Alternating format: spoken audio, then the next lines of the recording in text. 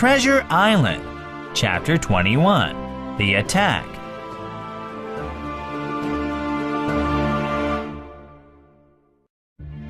Captain Smollett stared at Long John and his companion until they disappeared, and then he came inside. I made Silver angry, he said. So I think that before the hour is over, they'll attack. We're outnumbered, I know, but this shelter gives us an advantage. We can defeat them. Doctor, you'll take the door and shoot through the porch. Yes, Captain, said Dr. Livesey. Hunter, take the east side. Smollett continued. And Joyce, you stand on the west side. Mr. Trelawney, you're the best marksman. You and Gray take this long side with the 5 musket holes. Don't let the pirates get close enough to shoot us through our own holes, or things will turn very bad for us. Finally, the captain turned to me. Hawkins, you and I don't shoot well, so we'll reload muskets. Lay out the cutlasses on top of the firewood so they'll be ready to use. The sun climbed through the trees and burned away the morning fog. We flung aside our coats and rolled up our sleeves. Then we stood at our posts in a fever of heat and anxiety. "Excuse me, sir," said Joyce shyly. "Should I fire if I see anyone?" Of course, the captain bellowed. "Thank you, sir," Joyce replied in a quiet voice. All of us were on the alert, straining our ears and eyes as an hour slowly passed. Suddenly, Joyce pulled up his musket and fired. The noise scarcely died away before it was repeated, shot after shot from every side. Several bullets struck the log house, but none entered. When the smoke cleared away, the stockade and the woods around it looked as quiet and empty as before. Did you hit anyone? The captain asked. "No, sir," Joyce said. "I don't think so, sir. I'm sorry." You're doing your best, lad, Captain Smollett said. Load his gun, Hawkins. Then the captain addressed us all. It sounded to me as if most of the shots came from the north, so that's where the pirates will come from. Stay at your posts, men.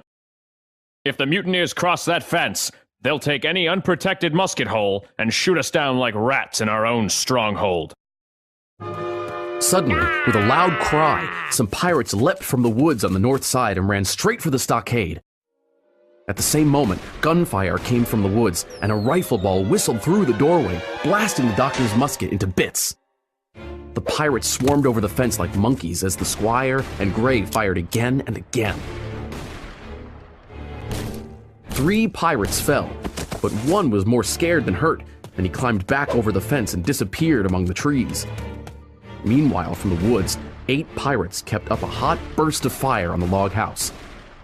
Shouting to each other for encouragement, 4 more pirates got over the fence, swarmed up the mound, and were immediately upon us. Suddenly, the head of Job Anderson appeared at the middle musket hole. "Get them, men!" Job roared.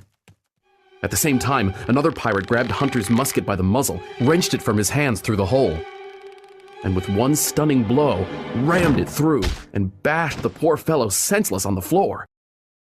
Meanwhile, a third, running south to the porch, appeared in the doorway and attacked the doctor with his cutlass. In an instant, our position was utterly reversed. A moment ago, we were firing, under cover, at an exposed enemy. Now, it was we who were vulnerable. The log house was full of gun smoke, cries, confusion, and the flashes and noise of pistol shots, when one loud voice rang in my ears. "Out, lads! Fight them in the open! Cutlasses!" shouted the captain. I snatched a cutlass from the pile and dashed out into the clear sunlight with someone close behind. Before me, I saw the doctor pursue his attacker down the hill and then send him tumbling backward with a great slash across the face. "Go around the house, lads!" Captain Smollett cried. With my cutlass raised, I ran around the house as one pirate was shot dead by someone inside. Then, suddenly, I was face to face with Job Anderson. He roared and raised his cutlass above his head, where it flashed in the sunlight. With no time to be afraid, I leapt aside, lost my footing, and rolled down the slope as the doctor shot another pirate. By the time I got to my feet again, a man with a red nightcap and a cutlass between his teeth was halfway over the fence, and another man was showing his head above the top. Then, behind me, Gray shouted, I've got him! and killed Job Anderson. The two men on the fence hesitated. Let's get out of here! One pirate cried. And the two of them clambered back over the fence and disappeared into the woods. Get back inside! Yelled the doctor. Shoot from the house! The doctor, Gray, and I ran for the house, which was by this time somewhat cleared of smoke. Hunter lay beside his musket hole, stunned though still alive, but Joyce was shot through the head, never to move again. The captain's wounded! Mr. Trelawney said, supporting Smollett under the shoulder. Have they run away? Asked the captain. All that could, The doctor said. but 5 of them will never run again.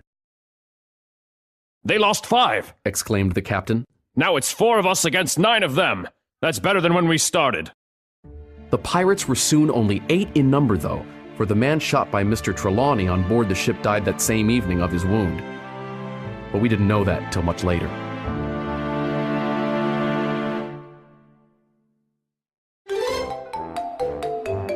Little Fox.